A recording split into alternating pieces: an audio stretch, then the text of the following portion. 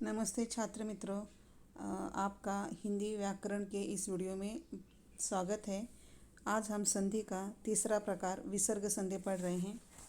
यह भी संधि का इसमें पूरे नियमों के साथ बहुत सारे उदाहरण दिए हैं। इन उदाहरणों को आपको लिखना है। उसके बाद सिर्फ आपका काम रह जाता है पढ़ने का, तो लिखने में कोई भी आलस नहीं करेगा। तो विसर्ग संधि, विसर्ग के बाद जब स्वर या व्यंजन आ जाए तब जो परिवर्तन होता है उसे विसर्ग संधि कहते हैं।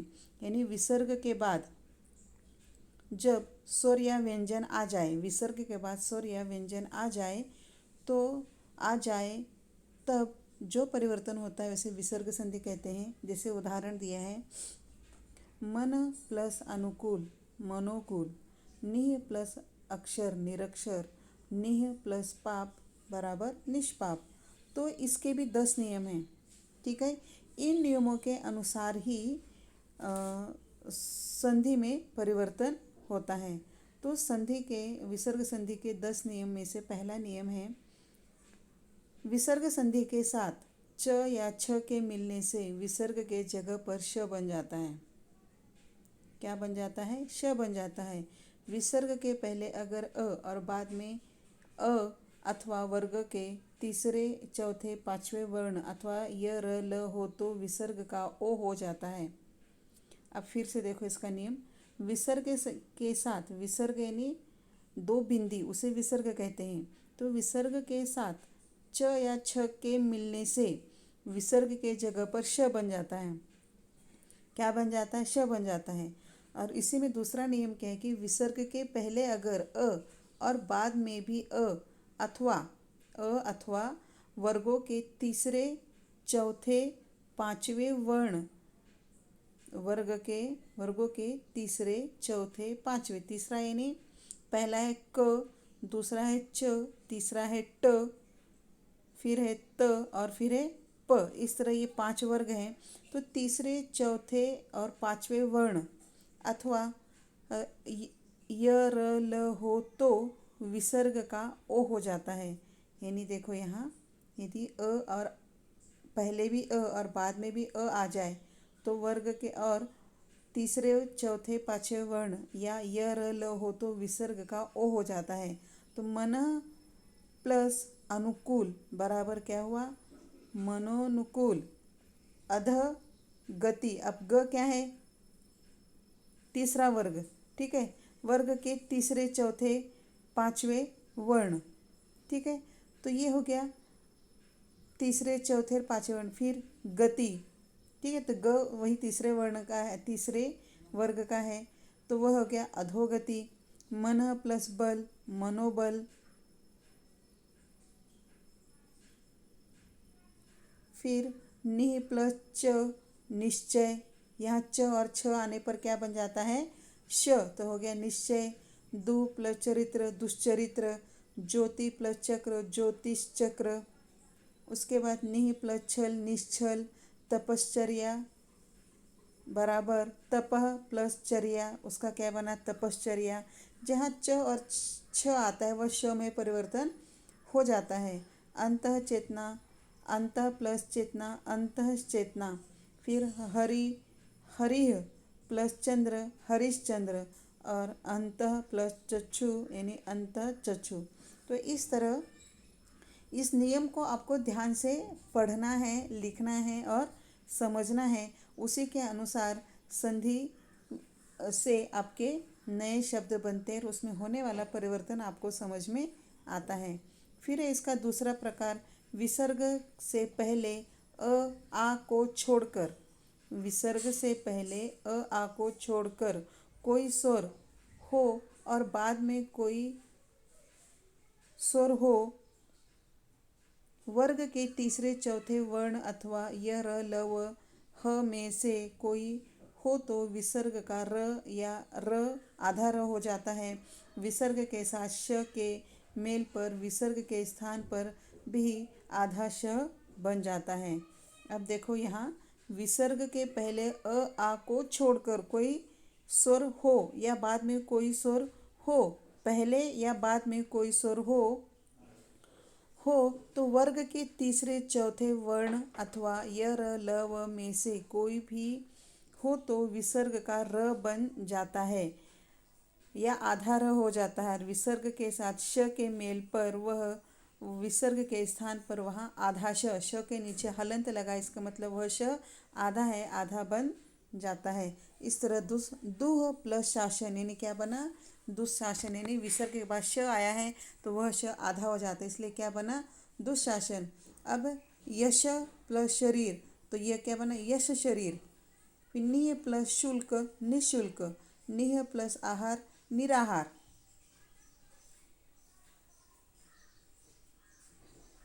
फिर निह प्लस आशा निराशा, निह प्लस धन निर्धन और निह श्वास बराबर निह प्लस श्वास निश्वास बना।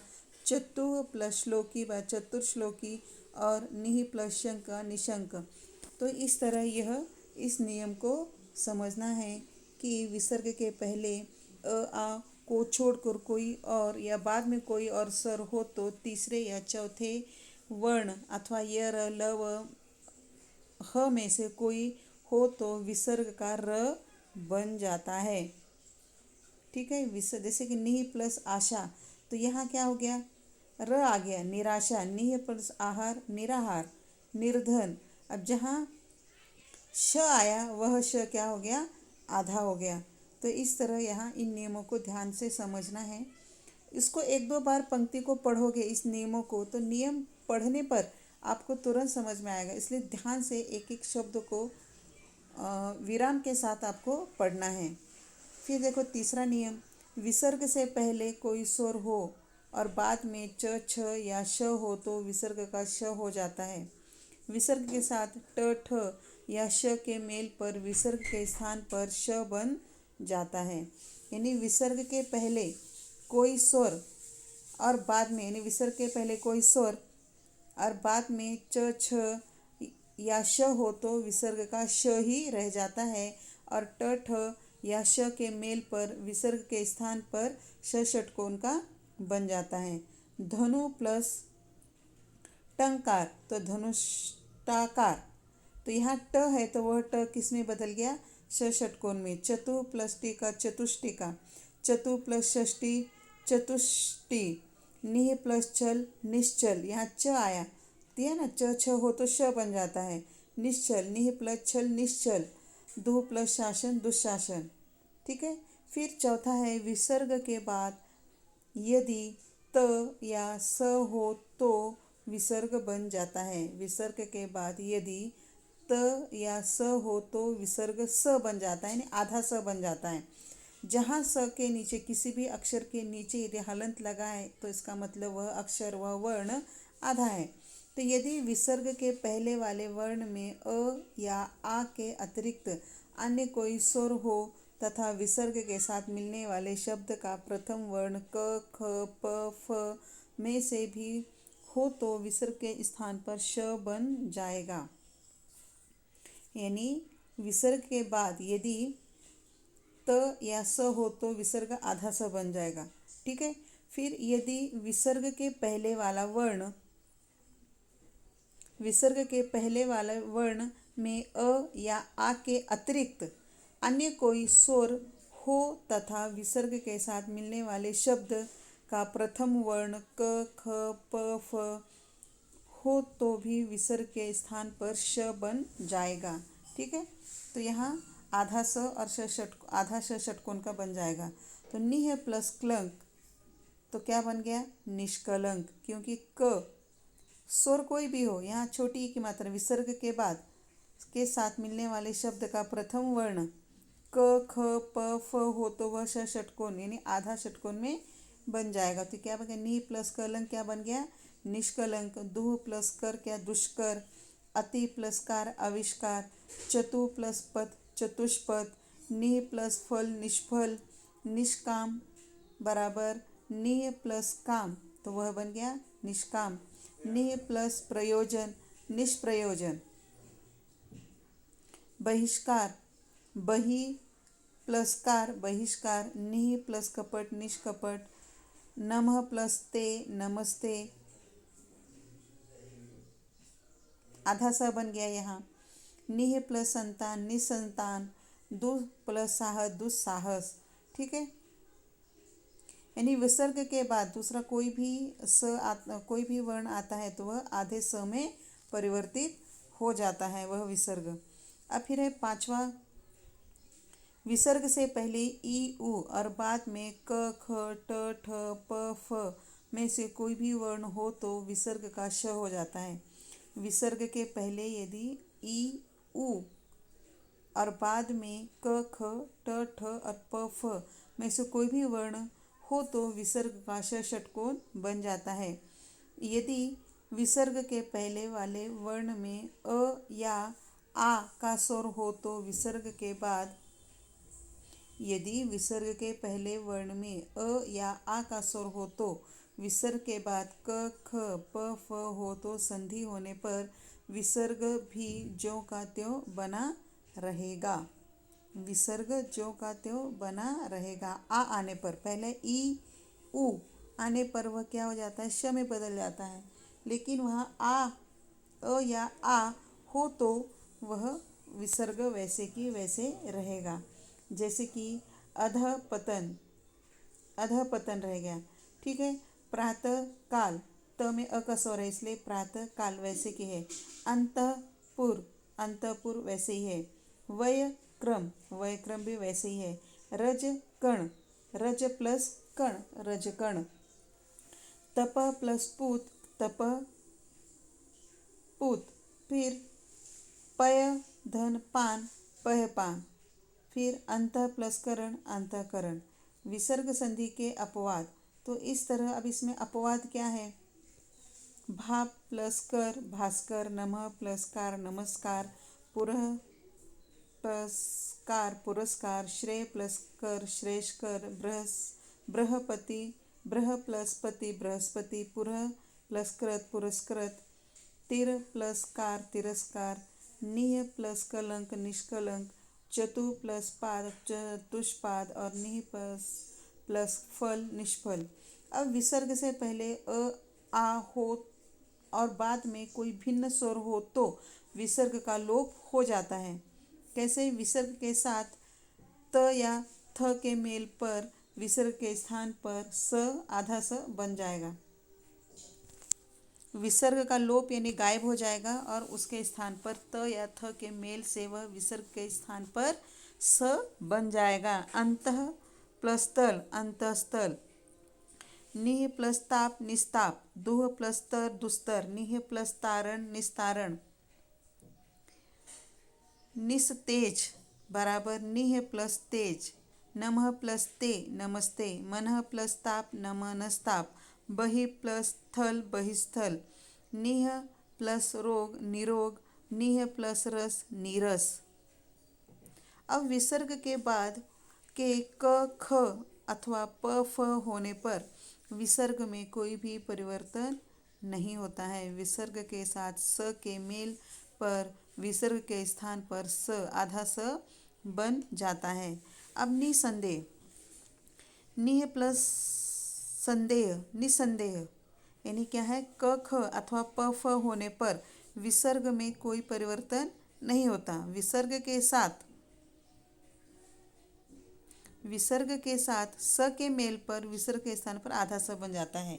यानी क ख के साथ यहाँ विसर्ग में कोई परिवर्तन नहीं होता, लेकिन विसर्ग के बाद स आता है तब वहाँ उस स्थान पर आधा स बन जाता है। जैसे कि निह, विसर्ग के बाद स आया, यहाँ दू के बाद स आया, निह के बाद स आया, तो ये क्या बन जाता है, आधा स। तो निह प्लस संदेह निसंदेह, निह प्लस साहस दुस्साहस, निह प्लस स्वार्थ निस्वार्थ, निह प्लस स्वप्न तो यह दुर्स्वप्न, निसंतान का निह प्लस संतान निसंतान, दुह प्लस साध्य दुस्साध्य, मनः प्लस संताप मनस्ताप, पुनः प्लस स्मरण पुनः स्मरण, अंतः प्लस करण अंतःकरण। ठीक है, तो यहाँ आखिरी शब्द में देखो, विसर्ग वैसे की वैसे है। क्यों? क्योंकि यहाँ स नहीं है। स जहाँ आया है वह पूरे स का आधा स हो गया और विसर्ग गायब हो गया। लेकिन यहाँ स नहीं है, इसलिए वह अंतःकरण, यहाँ विसर्ग ज्यों का त्यों है। अब 8वां नियम देखो, यदि विसर्ग के पहले वर्ण में ई व उ का स्वर हो तो, ई व उ का स्वर हो तो बाद में हो तो विसर्ग तथा विसर्ग के बाद र हो तो संधि होने पर विसर्ग का लोप हो जाएगा। साथ ही ई व उ की मात्रा ई व बड़ी उ हो जाएगी, यानी छोटी ई और व की मात्रा उ की मात्रा बदल जाएगी, बड़ी ई और बड़ा उ। यानी यहाँ से विसर्ग चिन्ह का यानी दो बिंदी का लोप हो जाता है। कब? जब ई और उ का स्वर हो तथा विसर्ग के बाद र हो तो संधि होने पर वहाँ विसर्ग का लोप हो जाता है। यानी ई की मात्रा और उ हो और साथ में क्या हो? र। तो जैसे नी है, इसमें छोटी की मात्रा है, प्लस र आया, रस, तो नी प्लस रस, नीरस। यहाँ विसर्ग जो दो बिंदियां हैं वह गायब हो गई। निह प्लस रव, नीरव, निह प्लस रोग, निरोग, दूह प्लस राज, दुराज, नीरज, नी बराबर निह प्लस रज।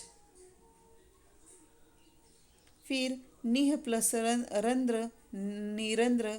उसके बाद चक्षु प्लस रोग, चक्षु रोग, दुरम्य बराबर दुह प्लस रम्य। उसके बाद है विसर्ग के पहले वाले वर्ण में अ का स्वर हो तथा विसर्ग के साथ अ के अतिरिक्त अन्य किसी स्वर के मेल पर विसर्ग का लोप हो जाएगा तथा अन्य परिवर्तन नहीं होगा। यानी विसर्ग के पहले वर्ण में अ का स्वर हो तो पहले वर्ण में विसर्ग के पहले वर्ण में अ का स्वर हो तथा विसर्ग के साथ अ के अतिरिक्त अन्य किसी स्वर का मेल यानी मिलने पर विसर्ग का लोप हो जाएगा तथा अन्य कोई परिवर्तन नहीं होगा। यानी सिर्फ यहाँ विसर्ग का लोप हो जाएगा, यानी गायब हो जाएगा। अतः प्लस एव, अतएव, मन प्लस उच्छेद, मनोच्छेद, पय प्लस आदि, पयादि, पय आदि, ततः प्लस एव, ततएव। तो 10वां नियम है, विसर्ग के पहले वर्ण में अ का स्वर हो तो हो तथा विसर्ग के साथ अ, ग, घ, अंग, च, झ, ज, ड, ढ, अणा, द, ध, न, ब, भ, म, य, र, ल, व, ह में से किसी भी वर्ण के मेल पर विसर्ग के स्थान पर ओ बन जाएगा।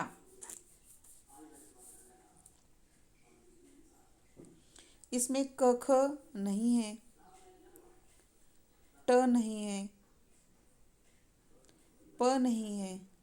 तो इस तरह कुछ अक्षर इसमें नहीं है। बाकी सारे अक्षरों के साथ जब संधि होगी विसर्ग की, तब यहाँ विसर्ग की जगह ओ स्वर बन जाएगा। जैसे मन प्लस अभिलाषा, मनोअभिलाषा, सरह प्लस ज, सरोज, वय प्लस वृद्ध, वयोवृद्ध, यश प्लस धरा, यशोधरा, मन प्लस योग, मनोयोग, अधः प्लस भाग, अधोभाग, तपः प्लस बल, तपोबल, मन प्लस रंजन, मनोरंजन, मन प्लस अनुकूल, मनोकूल, मन प्लस हर, मनोहर,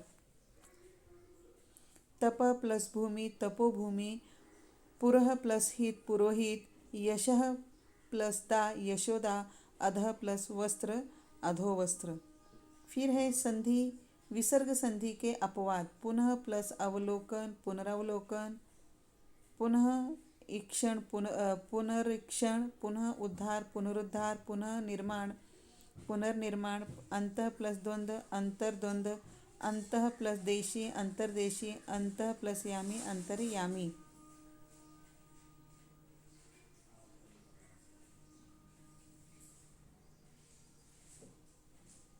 तो इस तरह संधि के विसर्ग संधि के 10 नियम बता दिए।